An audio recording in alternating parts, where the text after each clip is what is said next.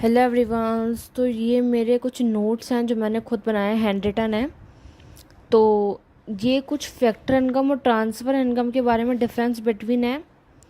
ठीक है, मैं आपको पहले इन्फॉर्म कर दूँगी। ये मैं आपको एक शॉर्ट वीडियो बना कर डाल दूँगी, जिससे आप एक बार मेरे नोट्स चेक कर लेना और आप भी साथ ही साथ नोट्स बनाते जाओ।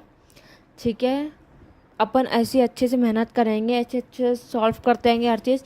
ऐसे मैं आपको न्यूमेरिकल्स कराऊंगी, ऐसे आगे के सारे चैप्टर कराऊंगी। ट्राई करूंगी बेटा सारे वन शॉट में हो, जैसे मनी और बैंकिंग आपको वन शॉट में कंप्लीट हो सकता है। ठीक है, साथ में ही कराऊंगी मनी और बैंकिंग, दो पार्ट में उसको भी ख़त्म कराई दूंगी मैं।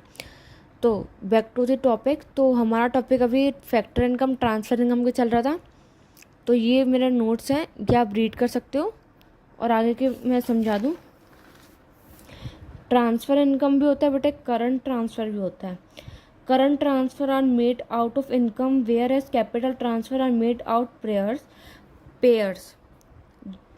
बेटा ये मैं आपको ना नेक्स्ट पार्ट में इन डिटेल अच्छे से समझाऊंगी विद दी प्रॉपर एग्जांपल्स। ठीक है, बस बेटा सेम ही होता है। वैसे कैपिटल ट्रांसफ़र आपका हो गया, वेल्थ के बारे में बात चल जाएगी। ठीक है, और current transfers are generally regular in nature, whereas capital transfer are irregular. जहाँ आपके करंट ट्रांसफर आपके हर चीज़ में रेगुलर रहते हैं, बट आपके जो कैपिटल है वो इनरेगुलर रहते हैं। एग्जाम्पल्स क्या हो गए करंट ट्रांसफर्स के? Old age pension. बेटा इसको ना आप शुद्ध हिंदी में बोलूँ तो आपको फैक्टर इनकम और ट्रांसफर इनकम बारे के बारे उसके रिलेटेड ही है। देखो जैसे मैं आपको फैक्टर इनकम में बताया था, ये एक अर्निंग कॉन्सेप्ट है और ट्रांसफ़र एक रिसिप्ट कॉन्सेप्ट है। तो वही बात तो हुई। ट्रांसफ़र में क्या होता है, ओल्ड एज पेंशन की बात चलती थी, गिफ्ट्स की बात चलती थी, तो उसकी होती थी। अब कैपिटल ट्रांसफ़र के क्या है, इन्वेस्टमेंट, कैपिटल गेंस, और उसमें भी क्या होता था, जैसे उसकी रेंट, वेजेस, सैलरी, ऑन्टरप्रेन्योरशिप करूँ, प्रॉफिट, ये सभी तो होते थे। तो ये गुड्स और उसके बारे में समझाया था, final goods and intermediate goods, depreciation, capital loss.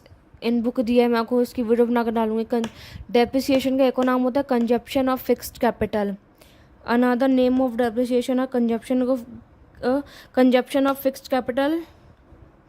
Current replacement cost of fixed capital, capital consumption allowance. ये बेटा आपके कुछ डेप्रिसिएशन के नाम है।